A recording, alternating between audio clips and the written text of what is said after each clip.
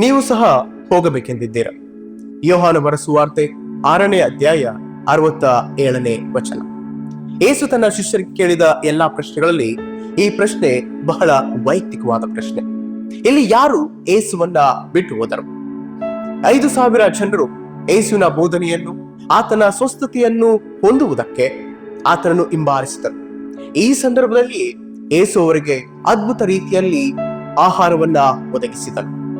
ಜನರು ಈ ಆಶ್ಚರ್ಯಕರವಾದ ಸಂಗತಿಯನ್ನು ನೋಡಿದ ಮೇಲೆ ಯೇಸುವನ್ನು ಹಿಂಬಾಲಿಸಿ ಆತನ ಶಿಷ್ಯರಾಗುವುದಕ್ಕೆ ಆರಂಭಿಸಿದರು. ಆದರೆ ಯೇಸು ಜನರ ಈ ಆಲೋಚನೆ ತಿಳಿದುಕೊಂಡು ರೊಟ್ಟಿಯ ಕುರಿತು ಬೋಧನೆ ನೀಡುತ್ತಾನೆ.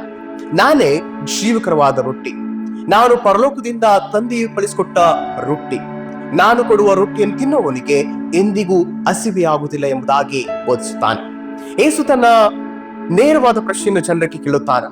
ನೀವು ನನ್ನನ್ನು ಅದ್ಭುತಕ್ಕೋಸ್ಕರವಾಗಿಯೂ ಅಥವಾ ರೊಟ್ಟಿಗೋಸ್ಕರವಾಗಿ ನನ್ನನ್ನು ಹಿಂಬಾಲಿಸುತ್ತಿದ್ದೀರಾ? ರೊಟ್ಟಿಗೋಸ್ಕರ ನನ್ನನ್ನು ಹಿಂಬಾಲಿಸಬೇಡಿರಿ, ನಿತ್ಯ ಜೀವಕ್ಕೋಸ್ಕರ ನನ್ನನ್ನು ಹಿಂಬಾಲಿಸಿರಿ ಎಂಬುದಾಗಿ ತಿಳಿಸಿದನು.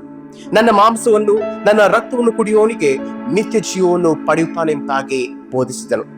ಆದರೆ ಕೆಲವು ಜನರು ಈ ಬೋಧನೆಯನ್ನ ಒಪ್ಪಿಕೊಳ್ಳುವುದಕ್ಕೆ ಸಿದ್ಧರಿರಲಿಲ್ಲ.